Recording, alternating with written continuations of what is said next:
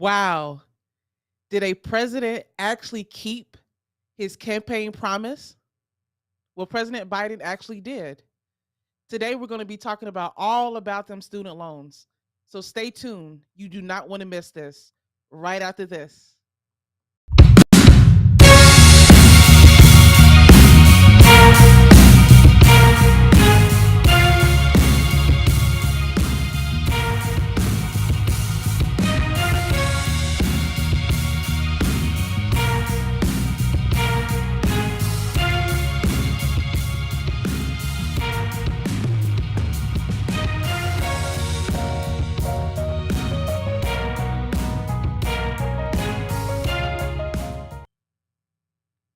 New intro alert. Yep. New intro alert. Yep. We Yep. hope you Yep. all Yep. like Yep. that. Yep. Yeah. Tell us what you think below. I think it's dope. Thanks for making that, Dad. Um, wow, it feels so good to be back. It's been a couple weeks since I've been here. For those of you all who don't know, my name is Chloe Corbett, attorney at law, also known as the Duchess of Justice, and with me is my co-host. The Minister of Justice, Augustus Corbett. It sounds like we're having some slight audio issues, Dad. Well, I just got notification that everything is good. Okay, it's good. Maybe it was me. I hear you now. All So right. with me, I have. Oh, you didn't hear me actually? I didn't hear you. Can you hear me now? I can hear you now. Okay. Well, okay. I'm Augustus Corbett. I'm Attorney Augustus Corbett, aka the Minister of Justice. We are your defiant lawyers. We provide legal analysis of trending politics, policies, personality, and pop culture to empower you all, yes, you, to defy this unjust legal system. We want to thank you all for joining us today.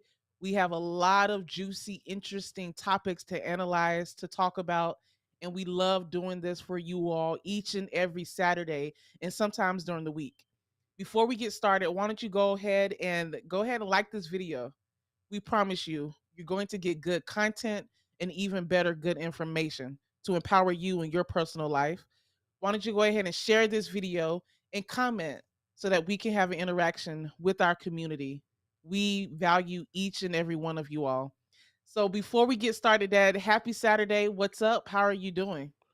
I am doing well, Chloe, and happy Saturday to you as well. We're not going to be up here very long. At least that's not the intention. Sometimes the conversation just get good, and we end up being up here longer than normal. But anyway, yes, I'm doing good. How about you? I'm doing good too. It's been a couple weeks since I've been up here. You and Mom have been holding it down. I encourage you all to go back and watch last week's episode with my dad and my mom, where they talked about custody cases and whether or not there's a bias against Black fathers. Trust me, you don't want to miss that information. It was so good. I enjoyed it. My dad has also been putting up content, but I am glad to be back here as a part of the Defiant Lawyers. So, why don't we go ahead and get into today's topics? Let's do it. Let's do it. Let's do it. It's all about them student loans. Woo! Dad, let me tell you this. Let me tell you this. And for anyone who's been listening, we have been talking about student loans on this channel for a very, very long time. I've been very critical of President Biden, especially when it came to student loans. This is a topic that is very close to my heart as a millennial with student loans who went to grad school, law school, all of that. And I know so many friends of mine and family members who have it as well. And I've been critical of President Biden because I know a large reason why he's president is because of the Black community. And unfortunately, we are the ones that have a disproportionate share of student loans. And I have been outspoken and speaking loudly about keeping his campaign promise to do something with student loans. He didn't do enough, in my opinion, of what I wanted, but I cannot fault him for what he did do, and I'm happy about it. What are your initial thoughts, Dad? I, I agree with your introduction, which is wow. did a president actually keep his promise to the working middle class? I mean, he actually did. And that's refreshing in and of itself because so many times in our country, the working man, the middle class, gets the short end of the stick. And this is not, again, something to, you know, to just run in the streets celebrating, but it's a good start. It's a good start. So those are my initial thoughts. I think it's a good start. It is a good start. It is. So, for those of you who do not know, if you have not been really paying attention much to the news or been on social media, President Biden did announce this past week that the government would be implementing some student loan forgiveness plan. We have it here on the screen. Um, First, he announced a forgiveness of $10,000 for borrowers who make less than $125,000 annually. That's the first part of the plan. If you were a Pell Grant recipient, then you get up to $20,000 in student loan forgiveness for those who make less than $125,000 annually. And that's good. We have to commend him for doing that. That is good. I was reading some stats that of about the $43 million borrowers that we have in this country who have student loans, um, over half of them fall into the $20,000 to $30,000 student loan range. So this will impact millions upon millions of Americans who have student loans to wipe out, if not all of their student loans, then a majority of it. So we have to compliment him for doing that as well, and amongst intense political pressure as well. Of course, the Republicans are going to be against it, and we're going to talk about that later. But also, members of his own party have spoken out against it. There have been outspoken advocates for it and outspoken critics against it as well. So this is good, and it's going to affect millions of Americans. Yes, that's right. And my, my feelings are um, how does this program impact the African American community? Yeah. That's the perspective that we come from as the Defiant Lawyers, um, because we talk about things that are relative to the African American community. In student loans, as you indicated, Chloe, have a very significant import and impact on the Black community. Now, there are several additional benefits from this plan as well. I don't know if you plan to talk about that, but I have a screen here that I made. So let's go to that before we go further and just talk about some of the other benefits here. Yes. And these additional benefits, I think, what have even the biggest impact, even than just the 10,000 and $20,000 in debt forgiveness. That, Yeah. um, for example, as we see on the screen, the first point, payments for undergraduate loans, excuse me, are capped at 5% of your monthly discretionary income. That's a change. From what I remember, I believe it was 10% before. I know it was higher. And that's discretionary income. So that's income that is left over after you pay, expenses and other necessities. So it's capped at 5% of that discretionary, that money that you have left over. Second, Well, before you go, I mean, that's really important because yeah, if someone has a lot of student loans, capping it at 5%, um, no higher than 5% is really big. So, for example, if someone has $100,000 in student loans, basically the payments um, could never be, um, more than 5% of the person's take home pay, basically. yeah. But I think that keyword discretionary is important as well. The discretionary income, um, after they've paid for all of the other necessities, is my understanding. Is that your understanding? And we're still fleshing all of this out as well. Well, yeah, that is my understanding. It's, you take it's your pay minus deductions. Yeah. Okay.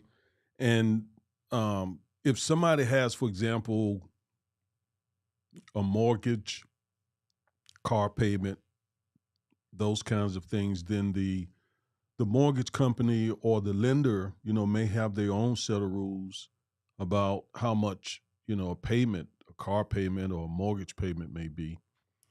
But I don't want folks to confuse those payments with the actual student loan payment itself, right? That's what that 5% applies to. Now, there's a comment that I want to address. Sean Breezy asks, but does student loans help black people or create more wealth for white ones? We actually have we're going to put up a slide in a moment and talk a little bit about how this plan actually impacts the black community. So, Mr. Breezy, we'll get to your question in just a little bit. Thank you for asking it. Thank you. And like you said, that it really is important to flesh out that discretionary income, um, because that is money, like you said, after you pay for your taxes and essential cost of living expenses, that you have left over to do whatever you want, whether it's dining out or going on traveling, etc. So it's that money that's left over is 5% of that. That's I right. mean, that is a huge change. So Yes. that's So good. so again, 100. So if someone is making, let's say somebody is making $50,000 a year, and let's say, Chloe, they're getting that money at $4,000 a month, Hmm. and let's say after all their bills are paid, they end up with $1,000. Hmm. Okay. So my understanding is the payment would be no more than 5% of that $1,000. That's my understanding too. I So could be $50. wrong. I could be wrong, but that's my understanding. Yeah, which is big. Yes, that makes it possible, to manage, because I've heard of people having student loans and the student loan payment being 13, 14, $1,500, Mm, $2,000. which is that's a I mean, that's a mortgage payment. Exactly. That's paying for rent. That's right. So I'm glad that this was included. All So right. what's number 2?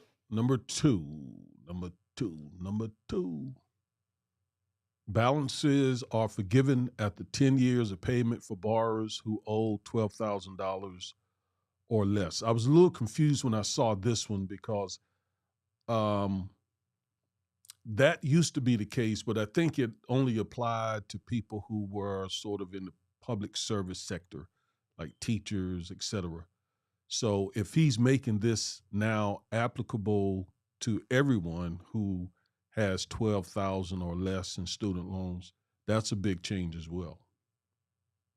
I mean, again, it's just helping out um borrowers who, we've fallen into this, I I call it college education industrial complex, where you're kind of, so you get student loans, don't really think about it. We're teenagers when we're taking these loans out. And then you get out and realize that the education that you thought you were going to get in university is not as you're not able to get as many jobs as you thought, and then you have to go to graduate school. So it's this whole cycle that has come into play, and we're going to talk about that, more of the history of that. And we know it goes back to Ronald Reagan, but we'll get into that in a little bit after we finish going through all of these changes. All right, number three. This is big. Interest will not increase balances. This excited me a lot as well. Um, because what I read in the plan is as long as a person is making their monthly student loan payment, even if that payment is $0, there were times because, being a student, my student loan payments were $0, but it was considered a payment. So if you're making your monthly payments on time, then according to this new plan, the interest will not accrue each month for the balance of the student loan. So explain to me though how a $0 payment is a payment. Basically, under at least the old income driven repayment plan, if you were not bringing in any money, they would still use you could still apply for a payment to apply even though it's only $0. You're not making any payments to it, but it would Okay, still be considered a payment. gotcha, Yeah. So gotcha. even those people in that situation where they're not paying anything, but they're on the income-based repayment plan and the $0 counts, then the interest is not going to accrue for the balance of the student loan. Yeah, that's big. Because that's where that vicious cycle comes for. I've heard people, yeah, I had $50,000 in student loans. I paid $60,000, but I still have a balance of 40,000 or something like that because Yeah, of these crazy interest rates. yep, But now if you're making your monthly payment on time, even if it's a $0 payment because you're not working or you're in school, then the interest will not continue to accrue.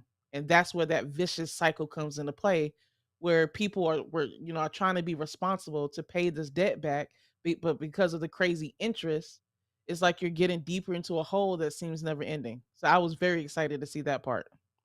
and that's really important now too because the feds are steadily increasing interest rates, and if someone's student loan payment interest on their student loan is not capped or locked, then it would have obviously increased as the feds continue to raise the rates, and um, and that's especially true probably for private loans.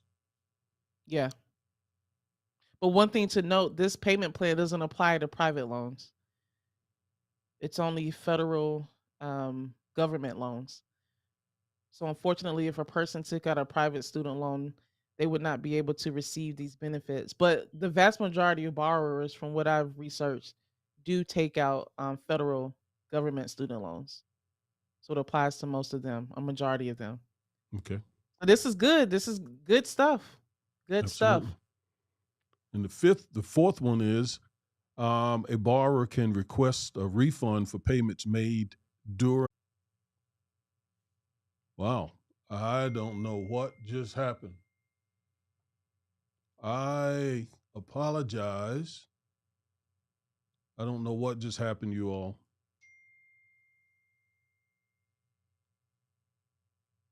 Um, Sorry about that. Chloe's getting back up here. I don't know what just happened, Chloe. I don't know, but I'm back up in here.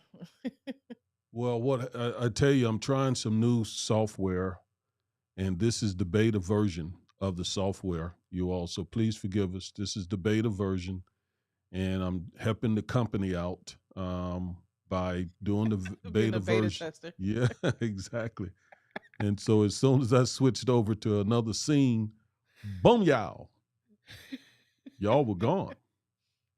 But but the beautiful thing is it allowed me to just resume, just pick right back up. So here we are. We're back. All right. Great. Back like we never left. That's The right. last point we were talking about was the fact that if you pay, yeah, you can request a refund for payments made during COVID.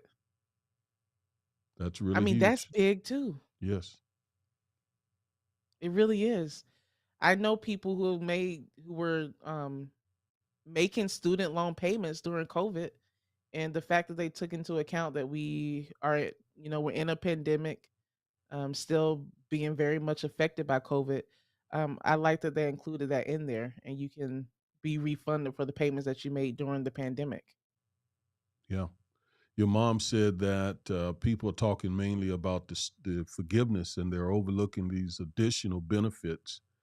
And as you pointed out, these additional benefits in many ways are more important than as consequential as the forgiveness. Yeah. Yeah. And there's another part too. There's a final extension of the repayment pause, so we don't have to repay any student loans until January 2023. So for the remainder of the year, no payments on student loans will be due.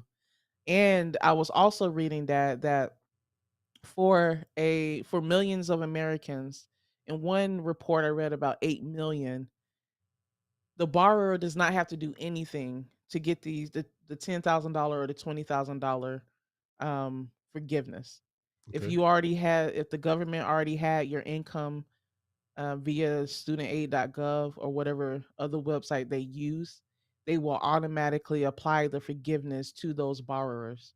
There are going to be some where you do have to apply for it if the government does not have your income, but for millions, absolutely nothing will have to be done on their part to get that forgiveness, Okay. which is big too. That's huge. Yeah. That's huge. Yeah. Um, and you use the word apply. So do they have to apply or qualify? That's a good distinction. I read apply. I think they had to apply to see if they qualify based on the income verification. Is that a difference without a distinction, or a distinction without a difference? I think it's important Okay.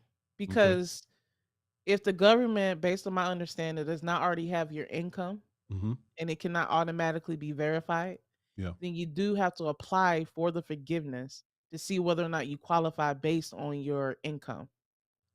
So the application part comes first, then the qualification part based on the income. Okay. Yeah. Okay. All right. So let's talk now about the disproportionate percentage of blacks who take out student loans. Yeah. Okay. Let me put up the data first. Um,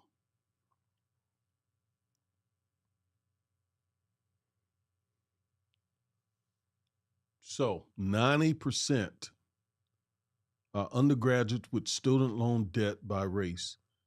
90% of African American students have student loan debt. Wow.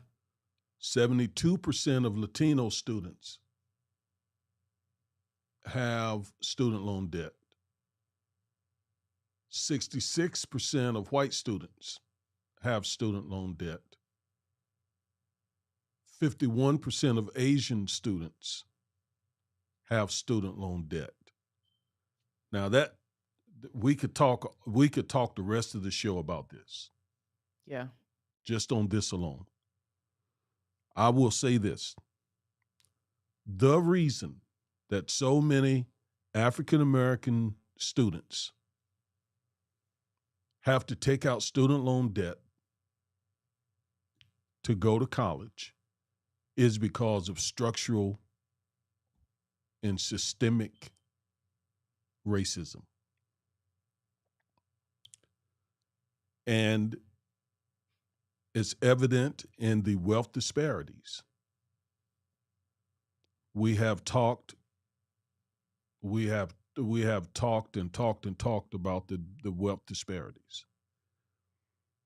But generally, the average white family has about $180,000 in wealth, whereas the average black family has about $28,000 in wealth.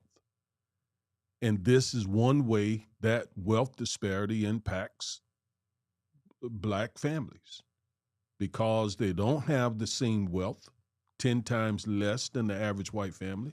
There's not money for college. And, whereas the average white family can, and we're kind of getting into Sean Breezy's question here a little bit, whereas the average white family can take out a loan on the house or tap into the mutual fund or go into the stock, and write checks for the education. And why they're able to do that, I think the evidence is really clear that it's because of systemic racism. Even the Federal Reserve Bank believes that. I'm teaching and doing a study now on why African Americans, after 400 years, have not created wealth measurably and collectively. We, during slavery, had 1.5% of the nation's wealth, and today, 400 years later, we have about 2.9% of the nation's wealth. Basically, there's been no movement in 400 years.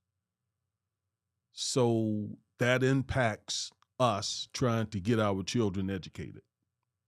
And it's the reason why so many of our children end up in student loan debt. Yeah.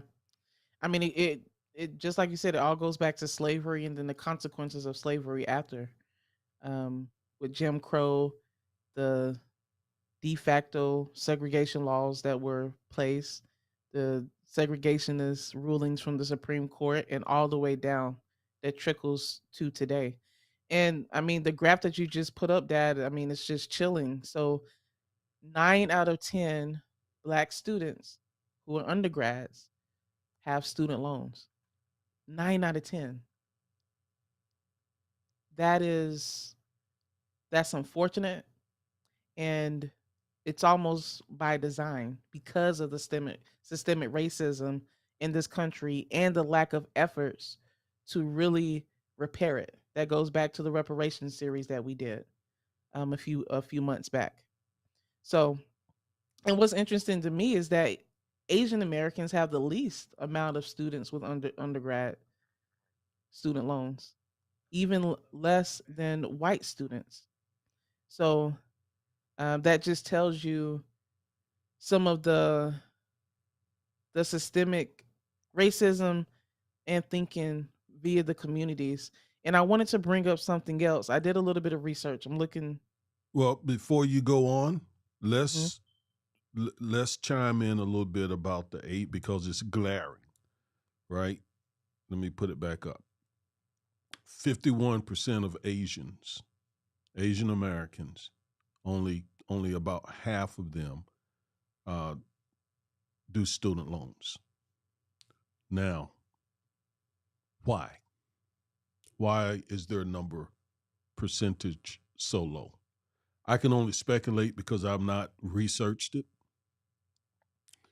but the wealth disparities are not impacting Asian Americans like Black Americans because Asians were not enslaved for 250 years. We can't gloss over that. That was 2.5 centuries of being chattel property. I mean, two and a half, 250 years of 400 years is quite a bit of years.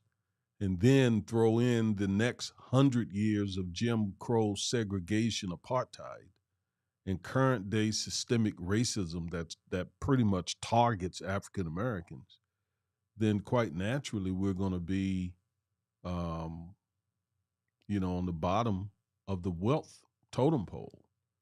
Asians come over here and can benefit from a lot of the stuff that we've done in the civil rights movement. They benefit from it, right? I Yeah, mean, it's proven that a lot of the civil rights work that we've done kind of goes back to Sean Breeze's point, benefits white women. that's Okay. true.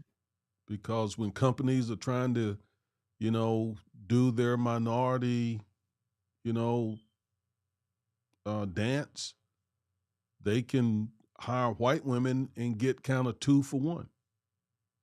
You know, they got a woman.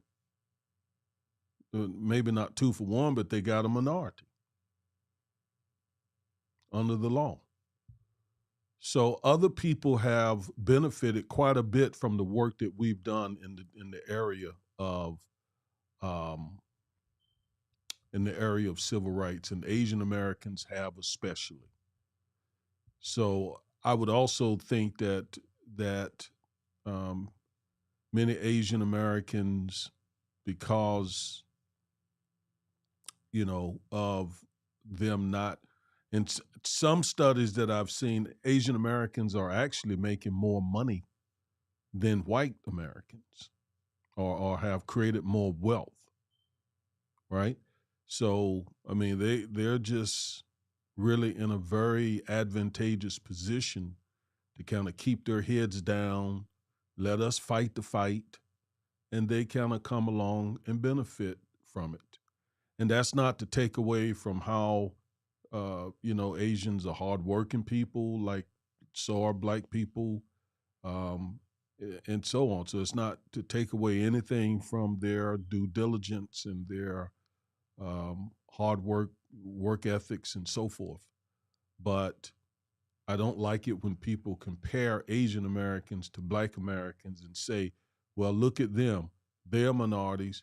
Why have they gotten so far along than you all? Well, the obvious answer is they didn't experience 250 years of chattel property slavery, 150 years of Jim Crow, and the systemic racism that really, really targets those with the most melanin in their skin.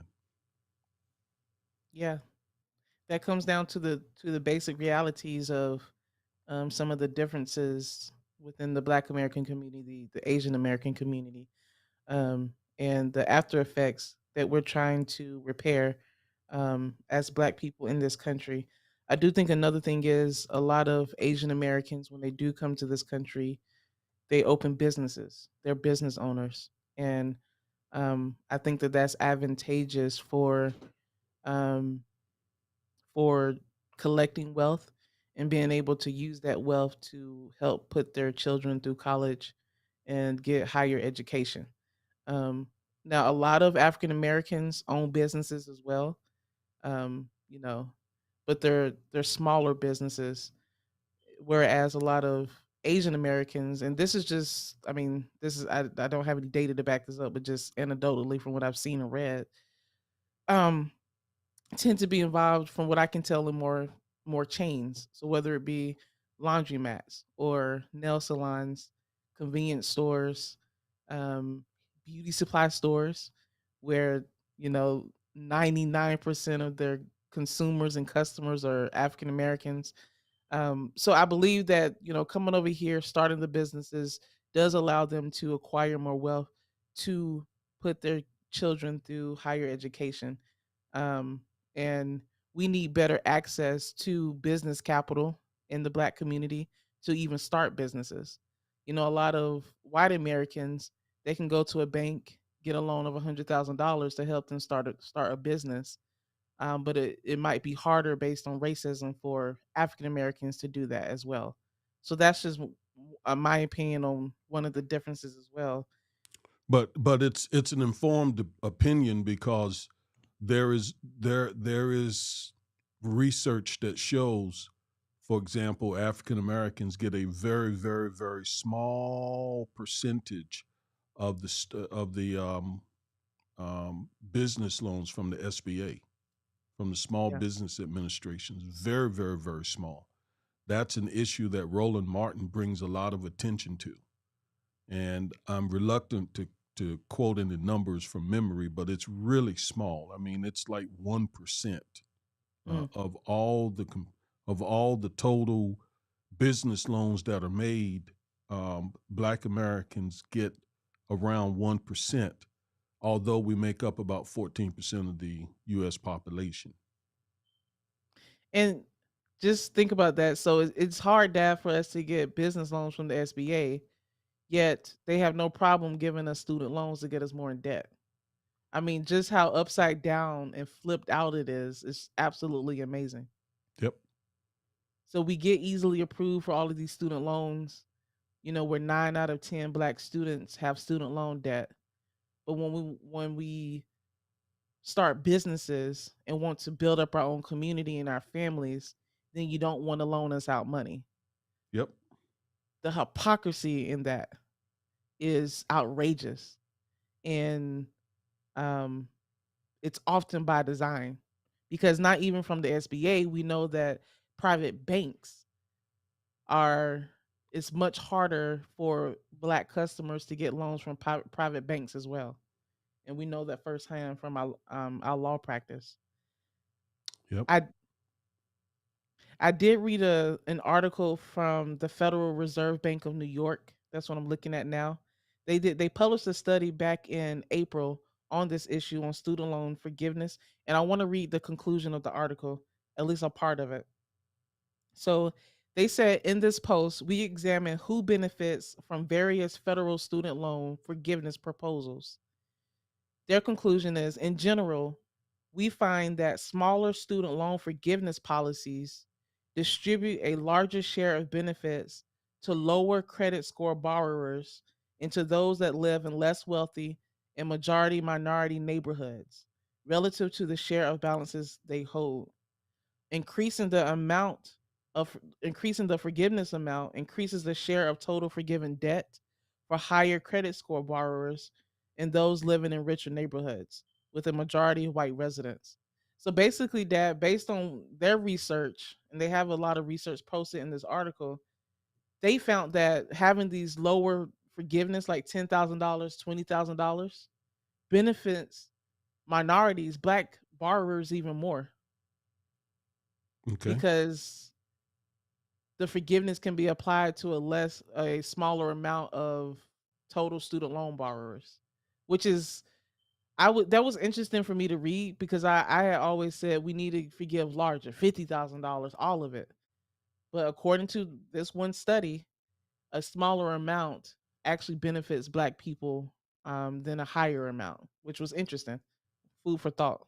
And it may have come into play what President Biden was deciding these last year and a half that he's been in office, about the amount of student loan debt to forgive as well. So I thought that was just an interesting study from the Federal Reserve of New York Bank.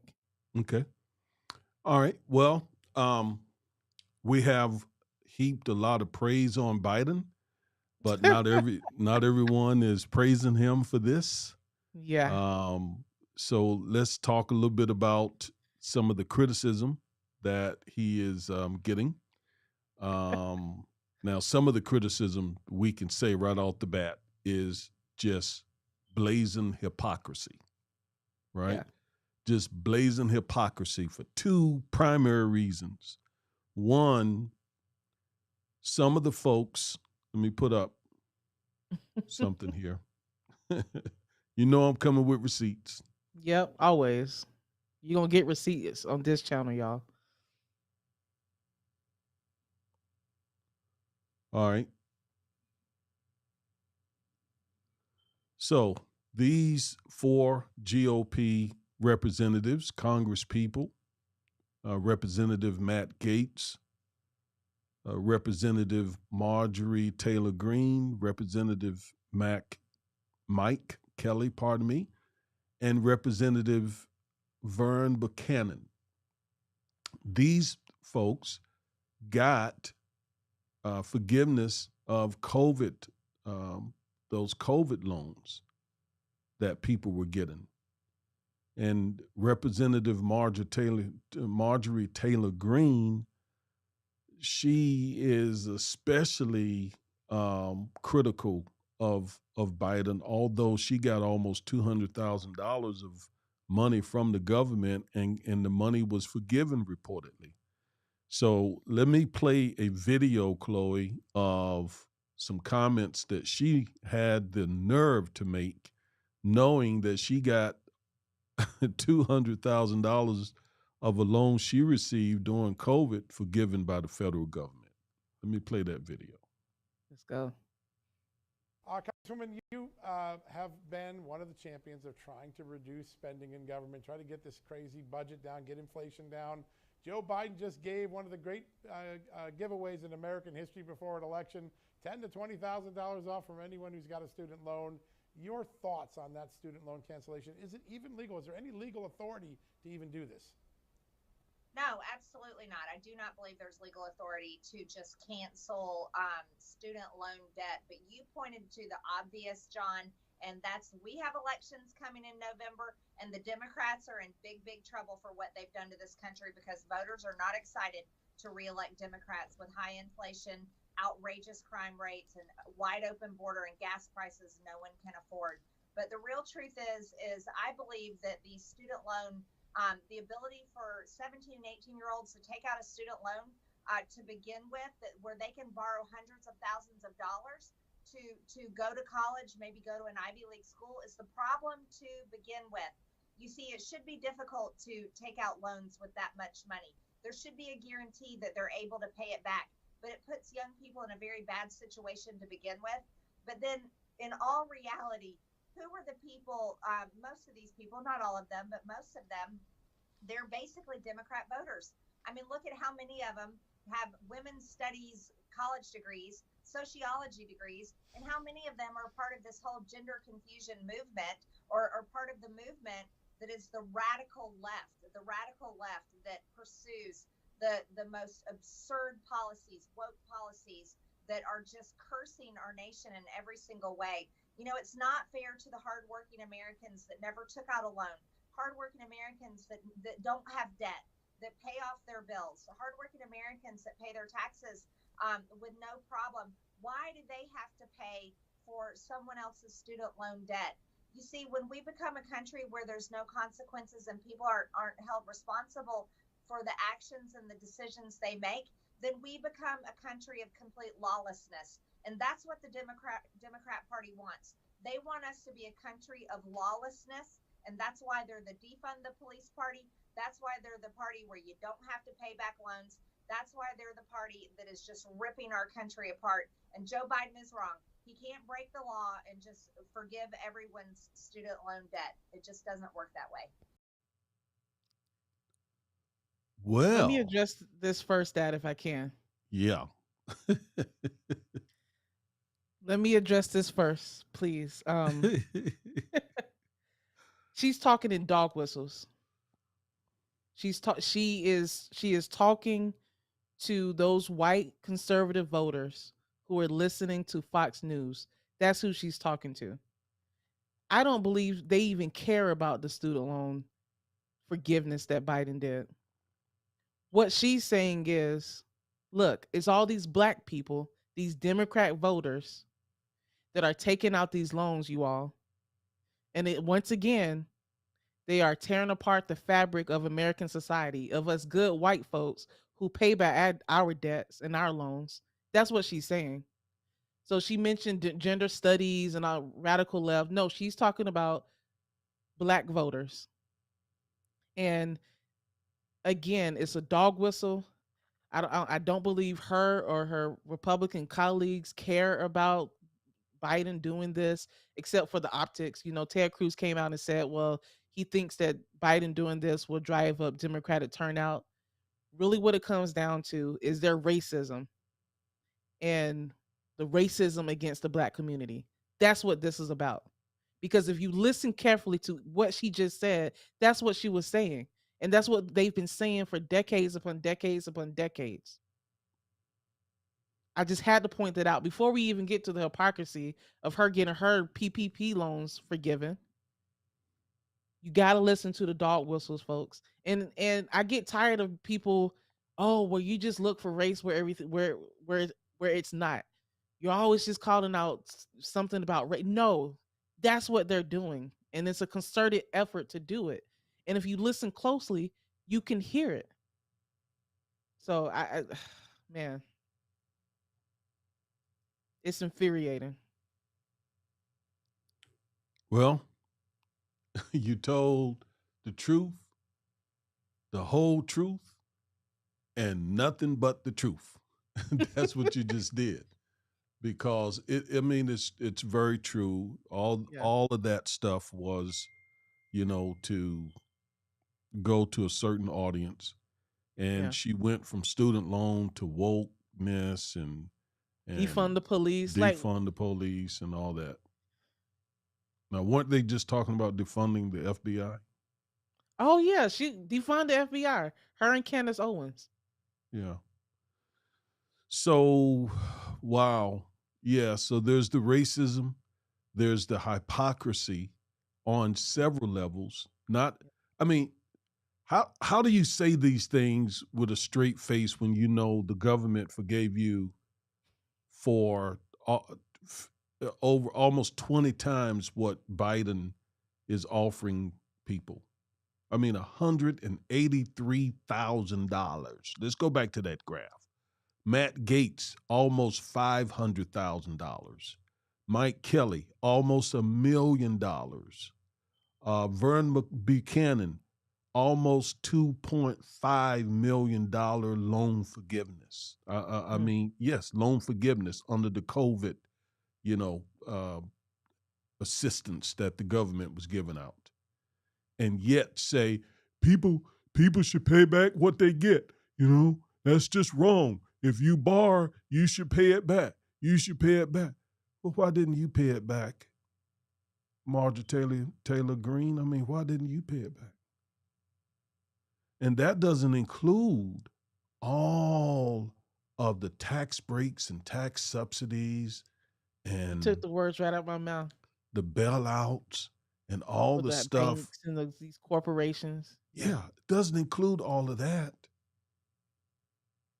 I mean, it's amazing. It's astounding that people, and a lot of these people who are opposing this,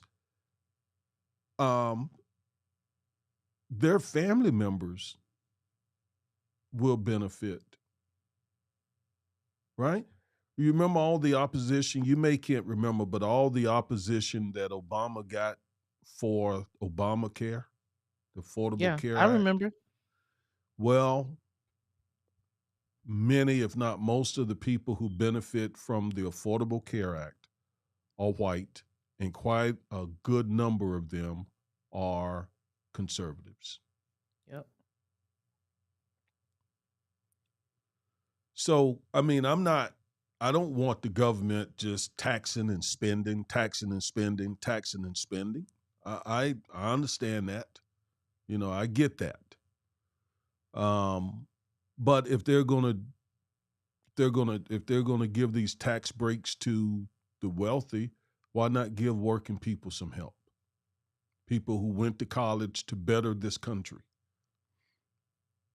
right? To better this country, teachers, other social workers, other people who basically do very serious work for a little bit of money. And a lot of them ended up with student loan debts. So why not help them out? Why are they against helping out these people? And oftentimes, some of these whites will speak out even against their own interests. Well, we know too, she mentioned sociology majors and all of that. A lot of Black students go into social services type jobs. So whether it be becoming social workers, nurses, sociology, things of that nature. Again, I think she is showing her racism by using dog whistles, but really making it about us versus them. That's what they do. Those Democrats, those minorities, those people over there, those sociology, gender study majors, they're the ones taking out all of these loans and not paying us back. Versus us good folks. And it's so funny to Who are say. also taking out loans and not paying them back. Exactly. When you just bailed out. And I gotta give it up for the White House. Usually they don't come back hard, they don't come back nothing. They get punched twice and no. They came back with facts on Twitter, and it was beautiful to see. I was watching it in real time Thursday night when Marjorie Taylor Greene, she put some tweet, basically what you were saying before, and very matter of factly, the White House Twitter account responded back to her and said that Marjorie Taylor Greene took out. That's so funny. It is. and How did they say it? What is the actual tweet? I don't want to misquote it. Trying to find it. Oh, Congresswoman Marjorie Taylor Greene had $180,504 in PPP loans forgiven. Short, sweet, to the point, matter of factly, showing the pure hypocrisy based what she's saying and what was actually done. And this is all public record. It's public knowledge. So it's not like they were revealing anything that was private. It was just so brilliant the way that they hit back and responded back to this. Because if you cannot see the hypocrisy in what she's saying, with the statement that you just heard versus her getting her PPP loan forgiven, then I really don't know what else to say. So it was brilliant. I loved it. Finally, they're stepping up to the plate and not just getting ran over Well, by the side. And this is the reason why, me too, Dad. I'm not. I have issues with both the Republican and the Democratic Party, but in this instance, they came back fighting in a way that just showed the hypocrisy. So I was here for it. well, um, hold on. I'm trying to bring up something because our producer Yeah, you doing everything. and my co-producer is in the background sending information that I think we need to hear. Let me see if I can just get it, not just hear, but read. Let me see if I can pull it up. Yeah, there it is. There. While you trying to pull that up, I have to give it up for Biden too, because after his press conference, a news reporter was asked him a question, basically, well, what do you say to the criticism of, the people who've already paid for the student loans and you're forgiving, all of these other student loan borrowers? And his response back was brilliant. He was like, well, what do Yeah. you say about all of the banks and corporations that got bailed out too? Yep. So it seems like it was a concerted effort on this issue, probably because we are 2 months from the midterm, where the White House was just like, let's take the gloves Yeah. off. Well, let's keep it real too. Yeah, there's definitely some, maybe we can get some votes out of this as well. Yeah. Yeah, I mean, we got to keep it real, but that's no different than what they do on the right Yeah. with the tax cuts. In fact, you may not remember but when President George H.W. Bush, I think that's the younger one, when he became president, there was an actual surplus. There was not a budget deficit. He took that money and he distributed that money to the wealthiest taxpayers. I didn't know that. Yes. Wow. All right. Now, let me see if I can go to my iPad because your mother brought up something here that I think we should look at. I hope this doesn't break anything. Okay. I think you all can see that.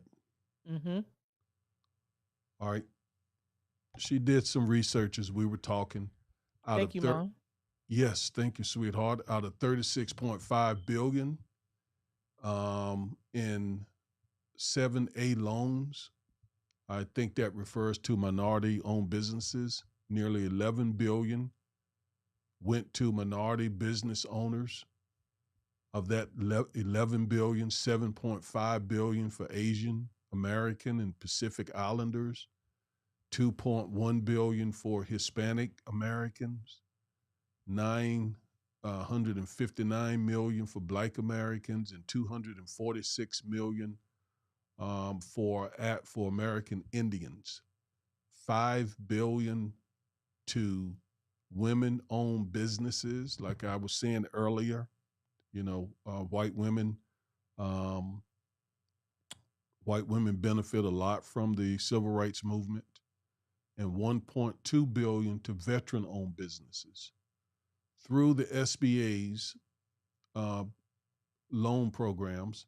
8.2 billion through the SBA's 504 program. 8.2 billion. Minority business owners receive nearly 1.9 billion in lending.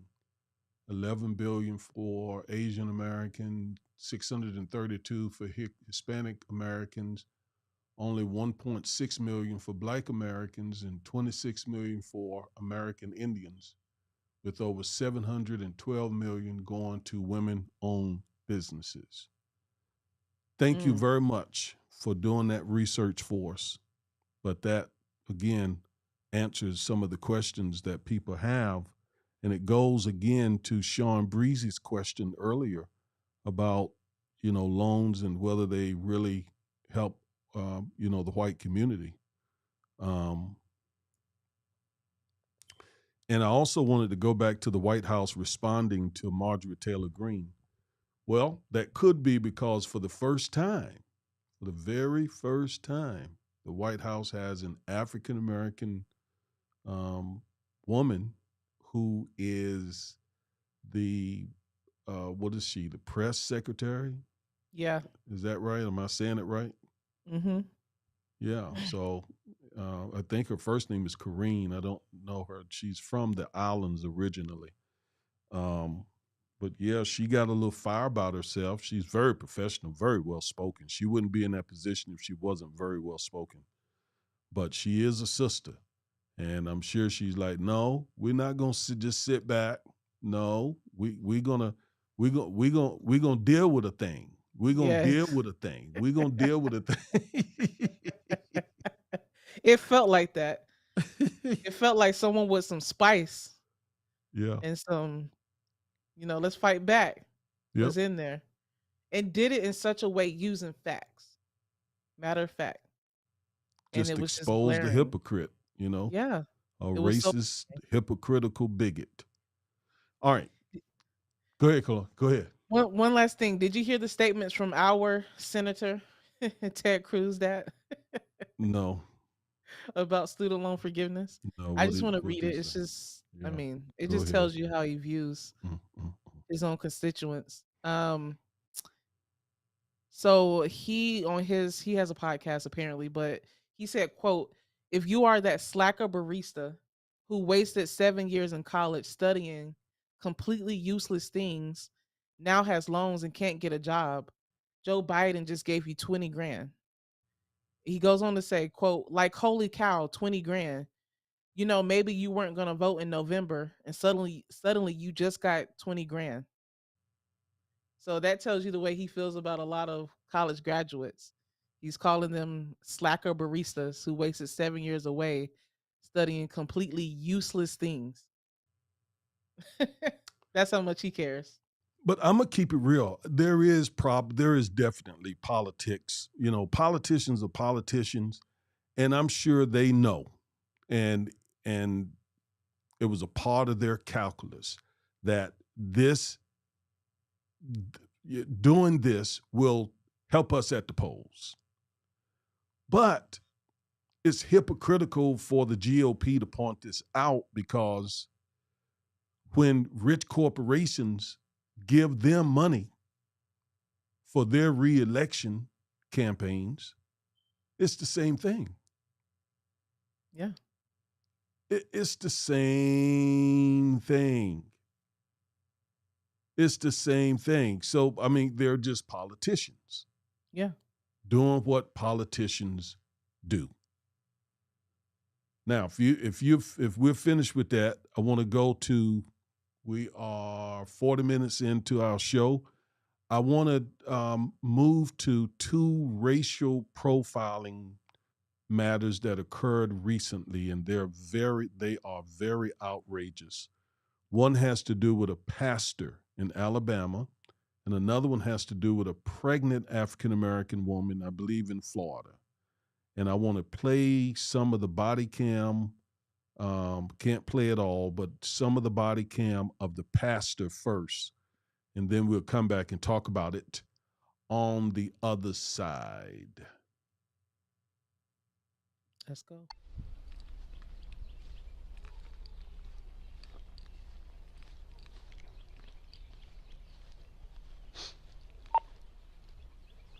All right, time to go around.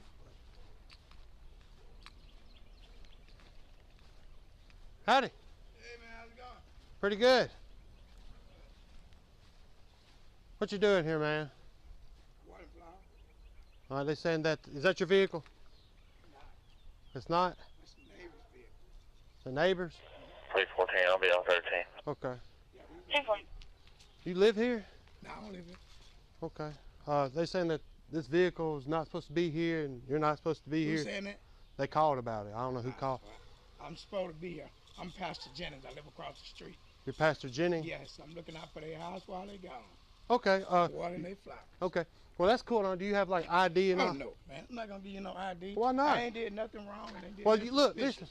listen. I'm not saying do nothing wrong. Dog, listen, There's a I suspicious was person. Look, I used to be a police officer in Goodwater. Don't come here with that. Okay? Look, man, don't do this to me. Yeah. There's a suspicious person in the yard, and if you're not one to identify yourself, I don't have to identify myself. It's not a stop and identify state. That guy know me. He came to my store that got broke in. I live right over there across the street. Who called y'all? that's what we got to figure out. But Yeah, first, who called? he There's a black man He out don't here live here. warning his neighbor problems. You think I'm not doing saying something nothing illegal? about. You have no right to approach me if I ain't did nothing suspicious or nothing wrong. Listen. Told him I'm a pastor. I pastor until I don't want to hear you. Sir, You want to lock me up? Lock me up. nobody wants to Lock lock me. you up. I'm not showing y'all anything. I'm gonna What? continue to water these We have flowers. a call. I don't care who called y'all. Lock me up and see what happens. I want you to. Hey, man, just come here and talk to us. I'm What? gonna go water these back flowers is what I'm finna do. Tell me who called y'all. Well, if you would let us talk to you, we can figure stuff out. You ain't gotta talk. You know you're going to catch an obstruction charge if you keep walking away. You can do whatever you want. Do it. Do it. We're just trying to talk to you, man. Come here. 313, 314, follow. I'm 10-4. We got one that's not listening to us. Look, man, let me see your phone. Let me see your phone, dude. Just calm down, okay? No. Stop. I like this. Okay.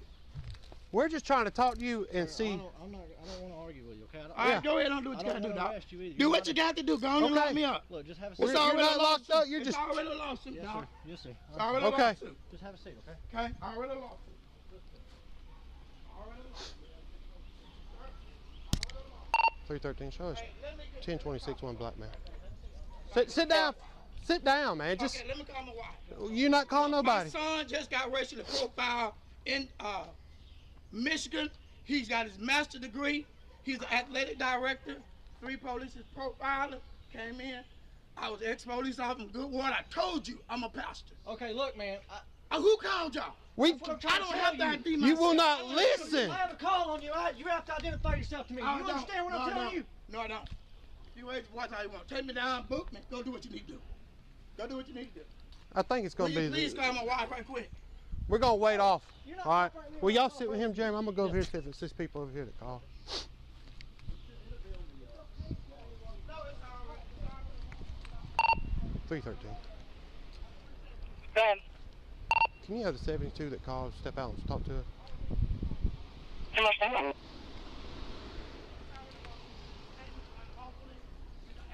Come up here.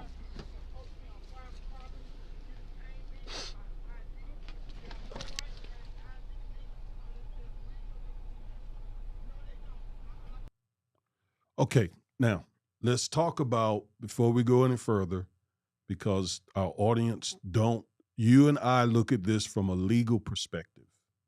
All right, we are assessing what is going on now based on the Fourth Amendment. We do it automatically as attorneys. The Fourth Amendment, the Fifth Amendment, those are especially germane in this situation. All right, now, so here's the law.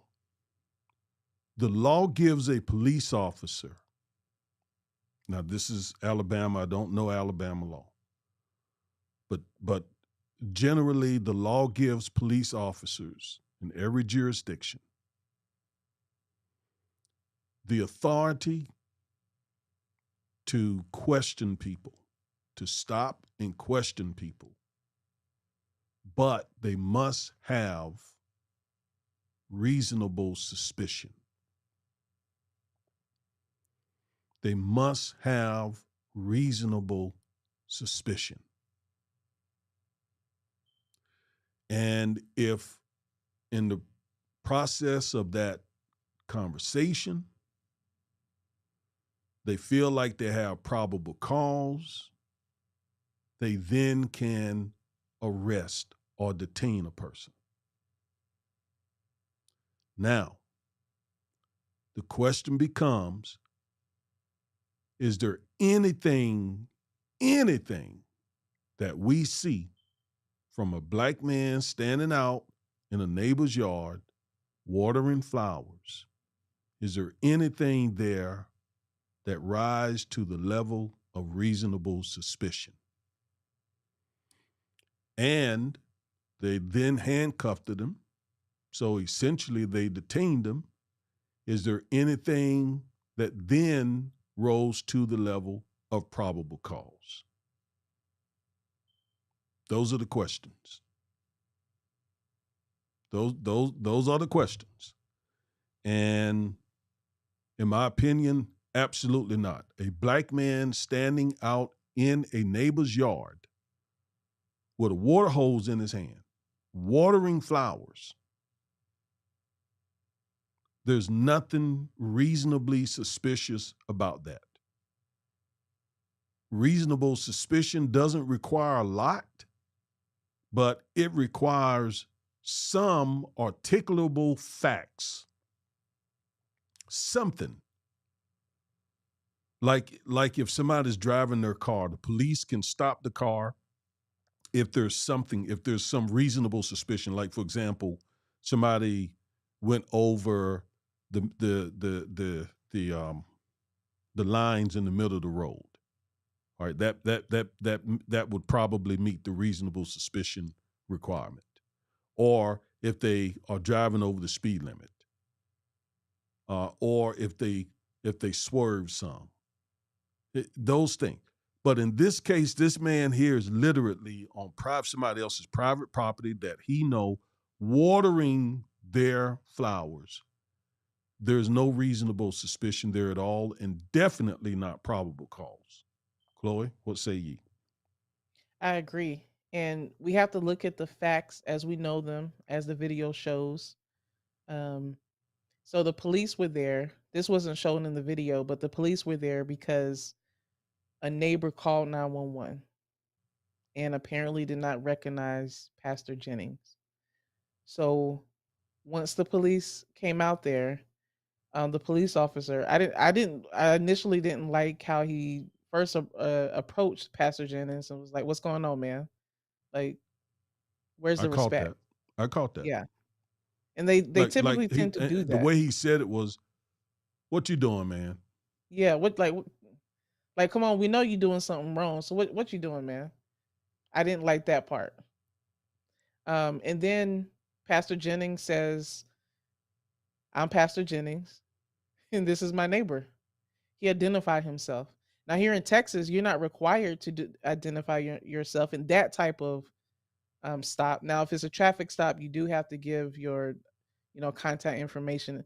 But just a citizen out, a police officer approaches us here in Texas, you don't have to identify yourself unless you're arrested. So he would not have been required to identify himself at that point because he was not arrested at that point. But yet he still did. He said, "I'm Pastor Jennings. This is my neighbor. This is my neighbor. I'm watering the flowers." At that point, the interaction should have stopped. That's right. The officer sees he has a watering hose. The officer sees he's in the act of watering the flowers, and then it's verified by what Pastor Jennings said. So the interaction should have stopped. The officer should have said, "I'm sorry, we got a call, came in and checked it out. Have a wonderful day." All of that could have been prevented. Let me ask you this. You were a prosecutor and you dealt directly with police officers. So let's suppose this case hit your desk. Let's suppose they charged him with some Class C misdemeanor.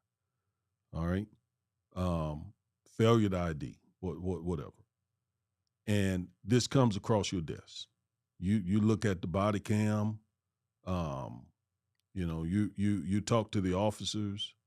What are you going to do with this? I'm dismissing the charges for two reasons. One, he was not required to identify himself at that point at the beginning of the video. And two, he already did identify himself. He said, "I'm Pastor Jennings. This is my neighbor." And then he goes on to say, and I'm a former police officer. He identified himself. So he should not have been arrested or charged with that. But a lot of times what the issue is that police officers think that they are lawyers. They think that they know the law. And when I was a prosecutor and I would talk with police officers about the cases on my docket and say, look, I have to dismiss this case because we don't have the evidence to prove the charges that you brought to me. But in their minds, some of them, I would say most of them than not, think that they know the law even better than attorneys. And we experienced that in our case when we were illegally arrested by Dallas police officers. So I've seen it firsthand, both on a professional and personal level. But in short, Dad, to answer your question, no, I don't believe that there was reasonable suspicion for the police officers to even have been there. And no, I don't believe that there was probable cause once Pastor Jennings was put in handcuffs for him to be arrested for. I think he was charged with obstructing justice or something. So I All agree right. with you. Okay, so let me ask this. So he wasn't required under the law to identify himself, although he did. Should he have just complied? Just when they said, well, let me see your ID. Should he have just pulled it out and given it to him? And although he wasn't required to? No, that's what the law is for. He wasn't required to.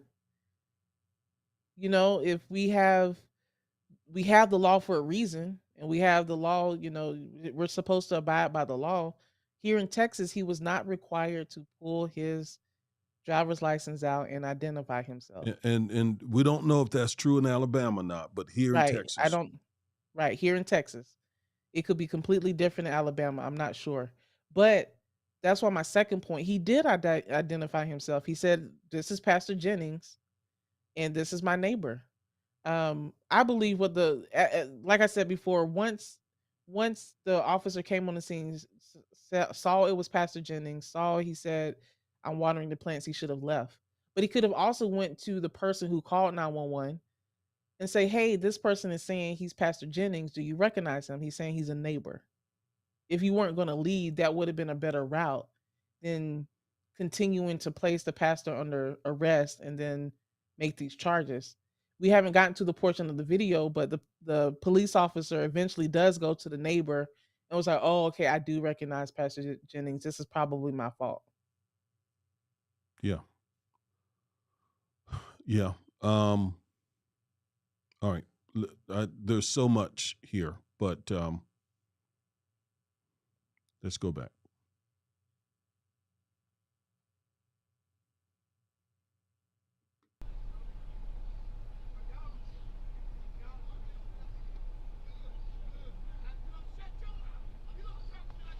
Hey, you know what? 10-15. 10-15. 10-15. I ain't gonna sit there and have that, dude. Will you let my wife? No, you ain't letting nothing now. Appreciate it. Okay, I will. 313. Show me 10-15. One black now. Yeah.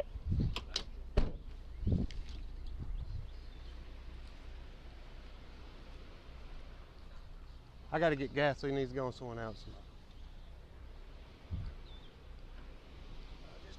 Call at the chair. I call at the chair.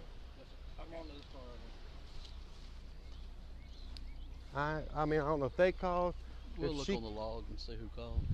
I mean, I saw the goat SUV, so and I saw him outside, and all I did said, "Hey, man, do you live here?" No. Is that your car? No, it's the neighbor's. So I'm finna go over here and run the tag. Okay.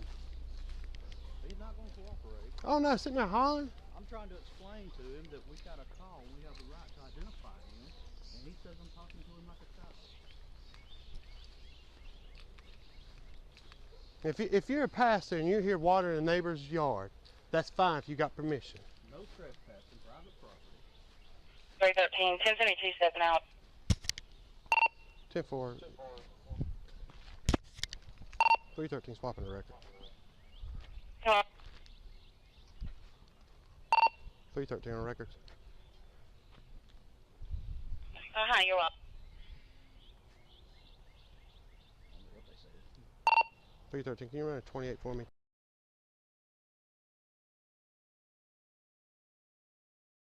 Okay. Golden color Chevy Tahoe.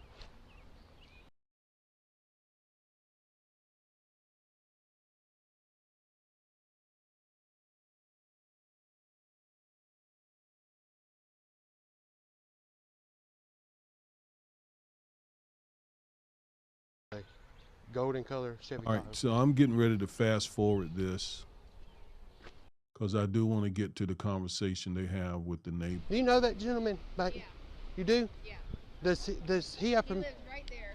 Okay, does he have permission here to be watering flowers? He may because they are friends. Okay. And they went out of town today, so Right. he may be watering their flowers. Okay. Be completely normal. Okay, And that's is fine. that's fine.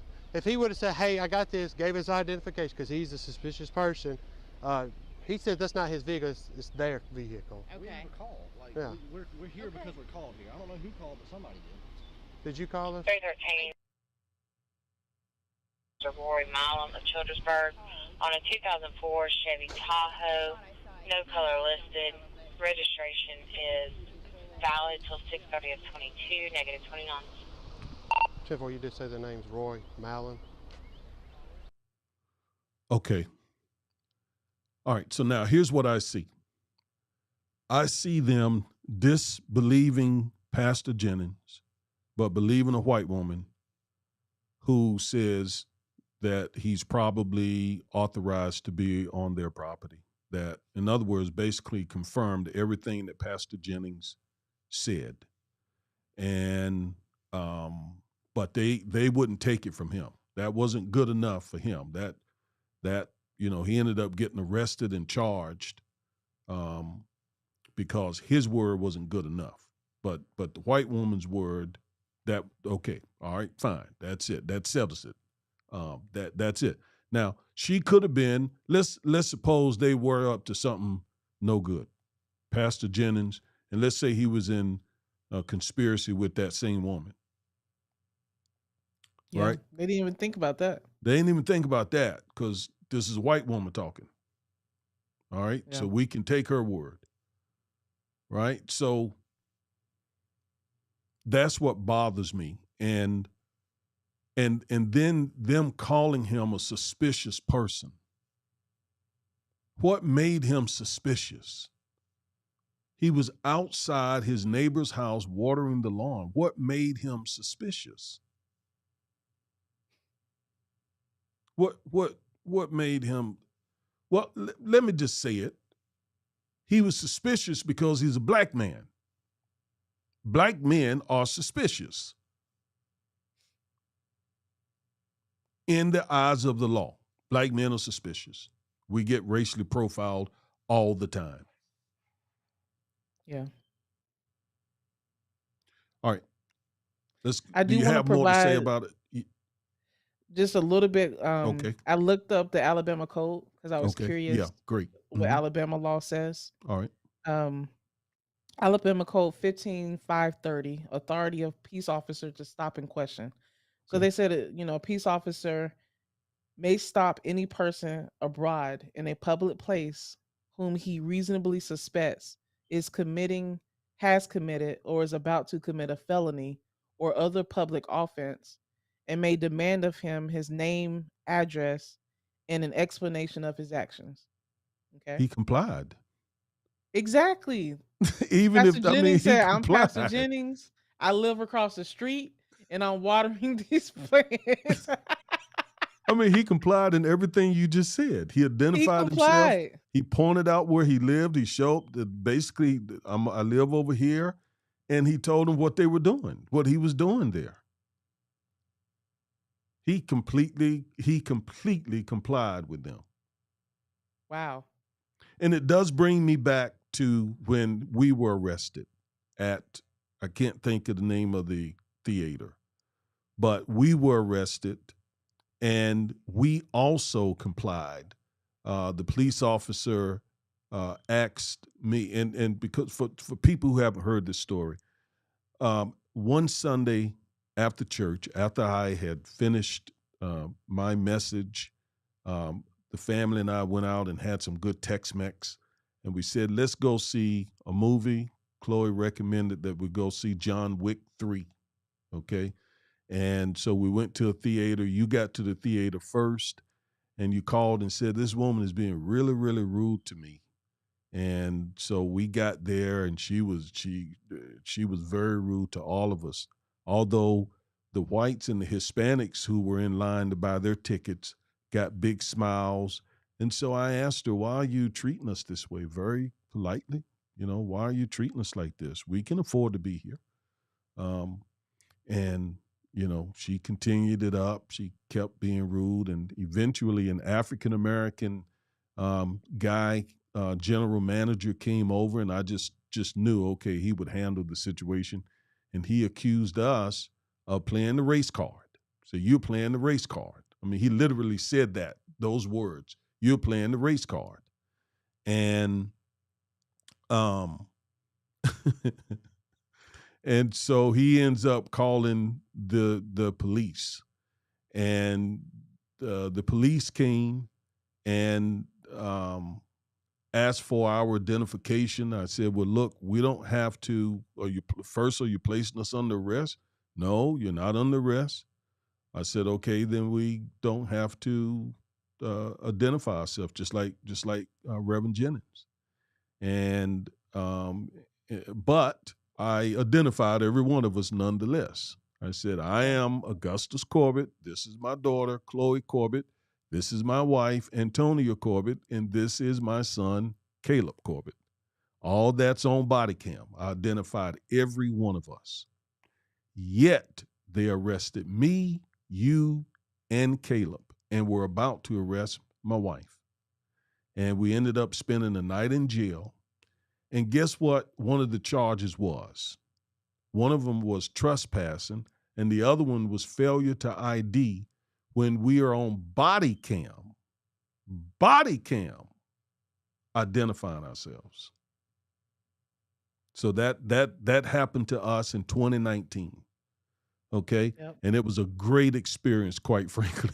It was a wonderful, wonderful, wonderful experience, because Chloe and I, as attorneys who represent criminal defendants, had the opportunity to see firsthand the conditions that our criminal defendant clients are in, being incarcerated in the Dallas County Jail. And it was eye-opening. It was eye-opening spending that night in there with those folks. I learned so much about bail reform. I learned so much about the court system from or the jail, at least from the inside. A very inhumane place. You're treated like animals. One guy had been in there for weeks, I think, because he didn't have $30 to do his bail. $30. I think he had a $300 bill. He needed $30 to do his bail. He didn't have, we spend about $50 a day, I believe it is, on folks who are in jail here in Dallas County. And yet they spent several thousands of dollars over a $30 bill. That kind of stupid stuff is what goes on in the criminal justice system. So it was a very eye-opening experience for us. We knew it was bad, but it's not like going through it yourself. Yeah, that's right. And Mom pointed something else out here in a note. She said that, the neighbor's house wouldn't be a public place. Wow. I mean, it was private property. There's the smart one right there. She caught that part. Mama really. Read that again. The code? Yeah. Let me go back. Section 15530. A state trooper may stop any person abroad in a public place. Stop there. You ain't got to go no further. That's right. Thank you, sweetheart. That is absolutely right. Two lawyers missed that critical point right there. That was not public. That was private property.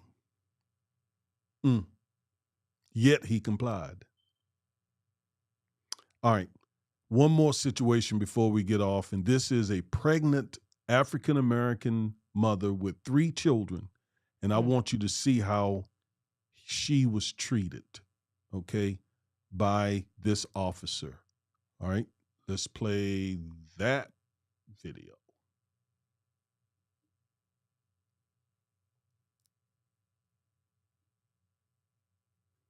Pull the vehicle over.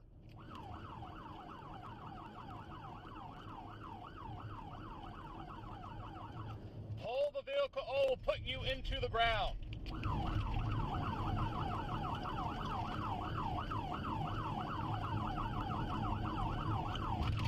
Stop the vehicle where it's at. There's an update.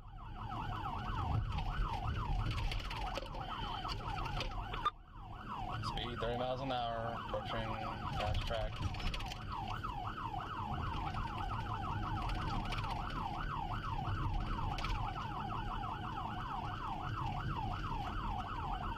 How's your traffic looking? Moderate.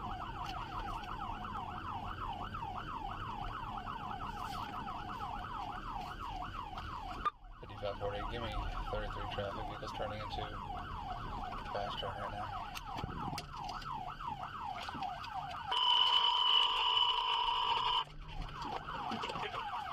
Traffic, 48, fast track. Turn off the vehicle right now! Turn off the vehicle right now! I want to see your hands! Both your hands! Both your hands! Do not move! You make any movement, that'll be your last mistake you're going to make.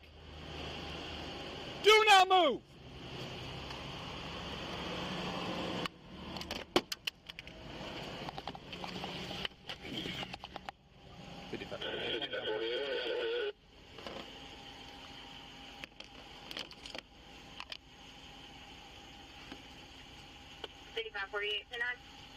One at gunpoint.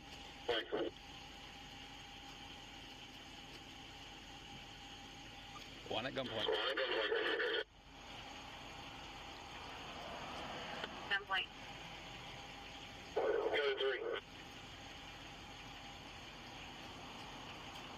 Let's see what you got till I get there.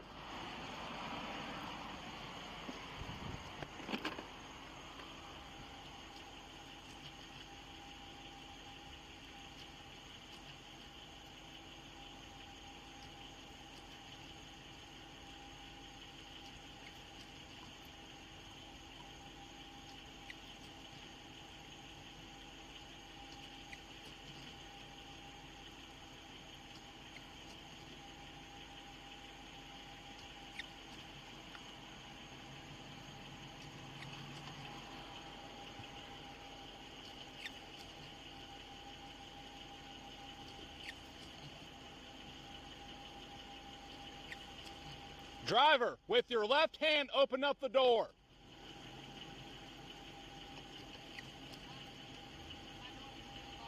Won't you unlock it then for me? I ain't worried. I got my gun on you. We're all good here. Step out. Okay. Go ahead. Take it off. Take it off. Try something. Step out. Who else is in the vehicle? I have my 3 kids in the car. Okay. And the reason why I did not stop is because I'm in the middle of nowhere and my husband tell me not. Your excuse means nothing to me right now. I don't want to hear it. You asked me. That good. Good. You asked me a question. Cool. Awesome. You want to turn around for me? Yeah. Yeah, awesome. All right. I have my 17-year-old, my 10-year-old, Okay. and my 1-year-old. Cool. I've never been pulled over like this before. You don't know how traffic stop works? Yes. You don't know that a vehicle's behind you with license silence for a mile. You're not going to move over? Sir, are you? Stop. I'm pregnant, sir. I'm 4 months pregnant. Okay. The only reason How am I handling right here now? I have you in handcuffs, right? I know that. Okay, the cool. only reason why I'm trying to tell you the only reason why I didn't stop I'm a married, educated woman. Okay. With a master's degree. I swear, Lord knows I'm not doing. I was only not because it's dark out, and I have three kids with me. I'm pregnant, and I did not want them to feel uncomfortable. Cool. That's why I put my hazard lights on. And then all that is shady. That's why I'm doing what I'm doing right now. That's understandable. And now I got them coming. Because it's a big old thing you had to make of it. I did not mean to do it. Cool. Awesome. You can check everything, anything you want to check. I am. I'm going to. But I wish I would have done that over there. I could have given you a warning for speed and get you on your way. Absolutely. I'm just telling you why. I don't care about why. Just shut up. Yes, sir. About the why. Yes, sir. Don't care about the why. I'm sorry I made you mad. 5548 Wonder Tank. There's 3 kids in there. Just check on me, see if they're okay.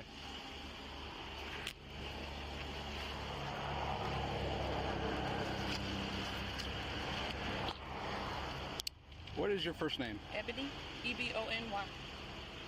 Ebony? Mm-hmm. Last name? Washington. Middle name?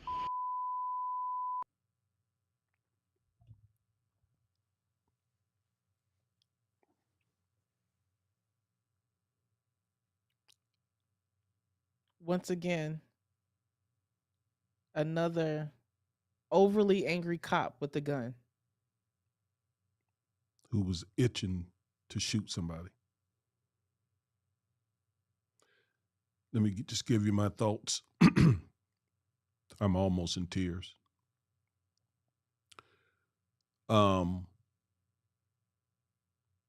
First, I'm going to acknowledge that police officers have a really dangerous job. And they're trying to, at the end of the night, get home to their families like everybody else. Let me acknowledge that up front. And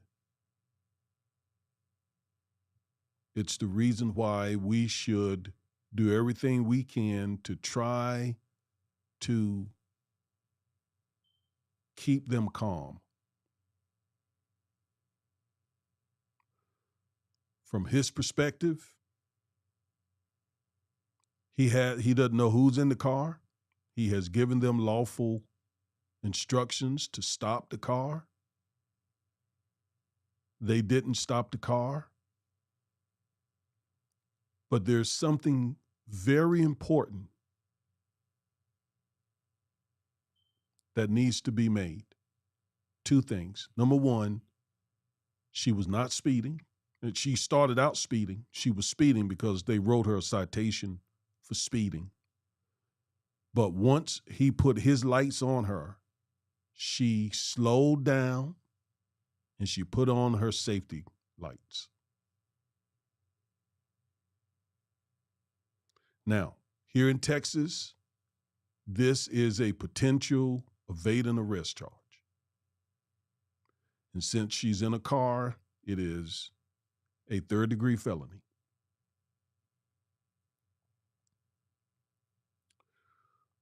Now, I'm just trying to deal with what's probably going on in this officer's mind. He has given the driver lawful instructions to to stop.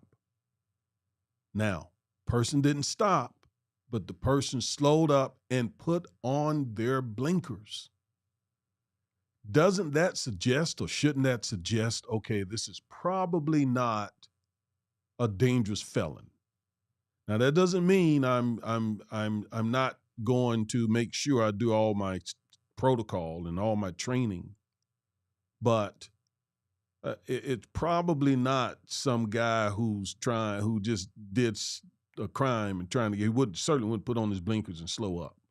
So it's probably someone trying to get to a lighted place. And sure enough, when there was a lighted place, the driver pulls over. Okay? So whatever energy he had prior to the stop, once she got out, I got 3 children in the car. I'm pregnant. Here's why I didn't stop. May not have been a good reason, but this is what my husband has said, and we all know what goes on with police officers and African Americans.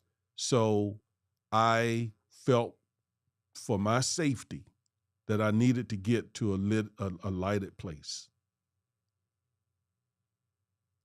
I had a case like this before we started practicing together, Chloe. Just like this, actually. Guy slowed up. Officer put his lights on. Guy slowed up, put on his blinkers, and drove a little bit from where the officer started trying to stop him. He went to his house. 3rd-degree felony, evading arrest. I talked with the prosecutor, said, look, man, you'll have a hard time with this with a jury because he slowed up, he put on his blinkers, and he got to his house within a little bit of space. They dropped the case. Now, you and I had a case like this not long ago. Very identical situation.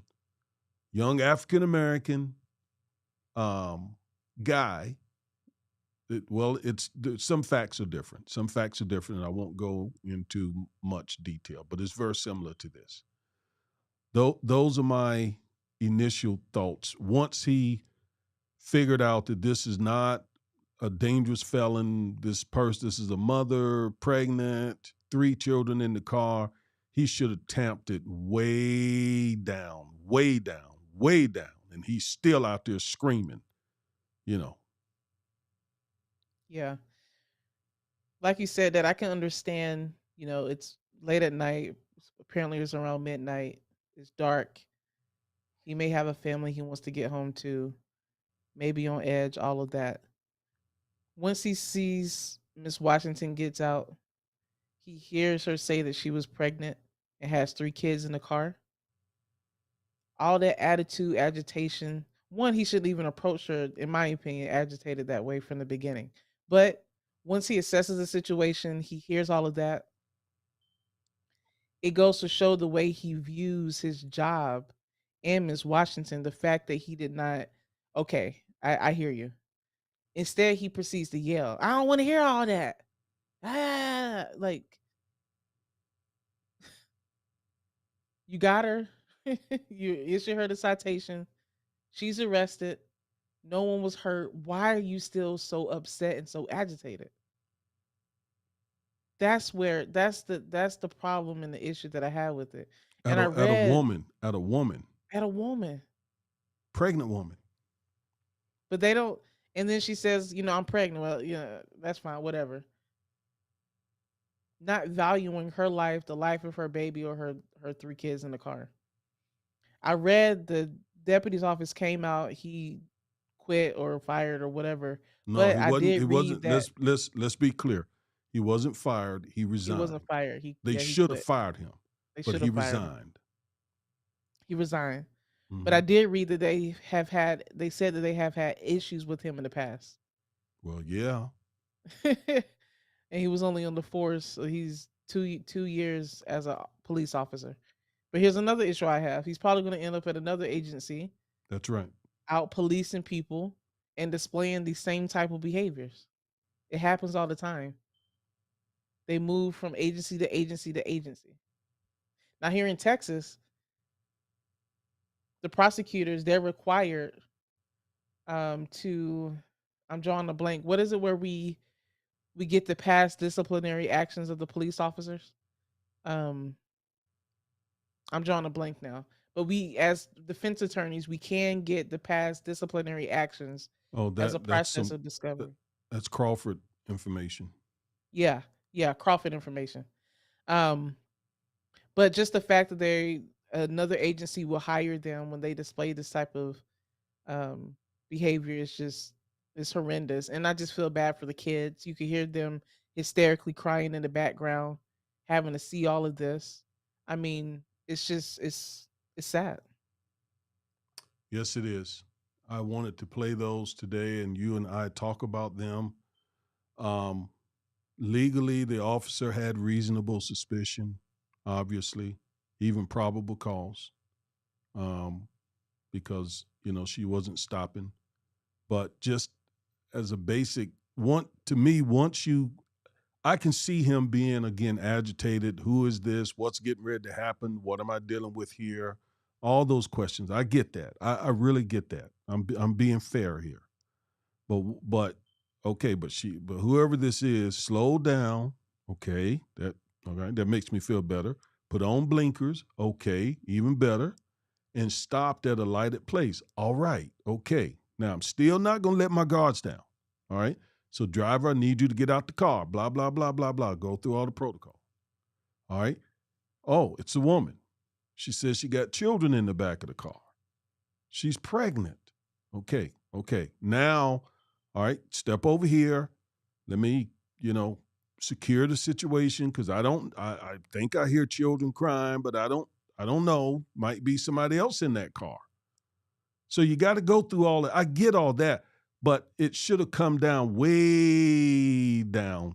And I listened to a statement that was given by his boss, the sheriff of that county. And the sheriff said that the lady did exactly, what's her name, Miss Jackson? What is it? Washington. Miss Washington. The sheriff, this guy's boss, the sheriff said she did exactly what he would expected his wife or daughter to do. She handled it exactly the way he would have wanted one of his loved ones to handle it, who were trying to get to a lighted place, put on the blinkers, slow down, and then stop at the very first lighted place. He said that was completely reasonable. So I was happy to hear him come out and say that. I was, on the other hand, disappointed that he didn't fire the cop. Yeah.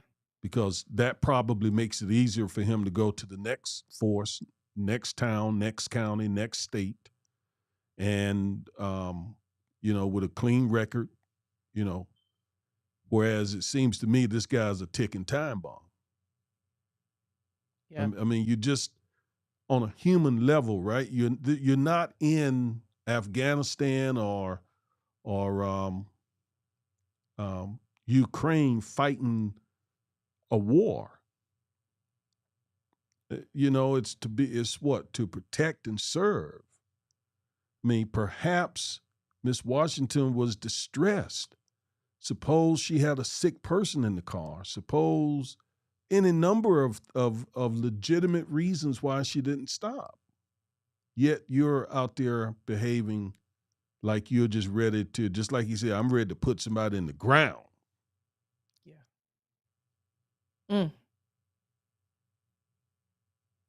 Yeah. I mean, he had other instances like this. He had been reprimanded several times in the past for insubordination and failure to comply with orders from a superior, previously facing a 2-week suspension. So this was not unusual for him. Wow. It's sad. And the fact that he was able to be out there with a firearm and a badge, and still may in the future. Probably will. So you folks, you all be safe out there. Yeah. It's dangerous. We got some trigger happy cops. Pastor Jennings, could have easily escalated over nothing, over absolutely nothing. And so you all be really, really, really thoughtful. To her credit, she complied with everything he said. Yes, sir. No, sir. I'm sorry I made you angry. I mean, she handled it perfectly. So do that. I mean, let's just make it home so that you can call an attorney like Chloe and I, who can fight the legal civil rights fight if they did you wrong, but don't fight that battle out there on that dark, dirty road. Yeah. Please don't. Yeah. All right. So this is it. Thank you all for tuning in today.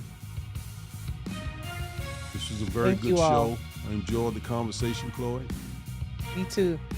Stay tuned for a video I'm going to do on the new affidavit that was just released by the Department of Justice regarding the raid of Trump's Mar-a-Lago residence. I read through the affidavit. I'm going to make a video this upcoming week. Stay tuned for that. And we will see you all next Saturday. Stay tuned also for a video that I'm preparing on your cell phone. And that is whether or not the police can search your cell phone if they stop you. Can they confiscate it and then get into all of your information? We all got cell phones. So I'm going to discuss in a video coming up in the next couple of days what your rights are with regards to your cell phone, and not only what your rights are, but what you need to do to protect your information. You know, if you have a run-in with law enforcement. Okay? All right. Peace. Peace. Peace.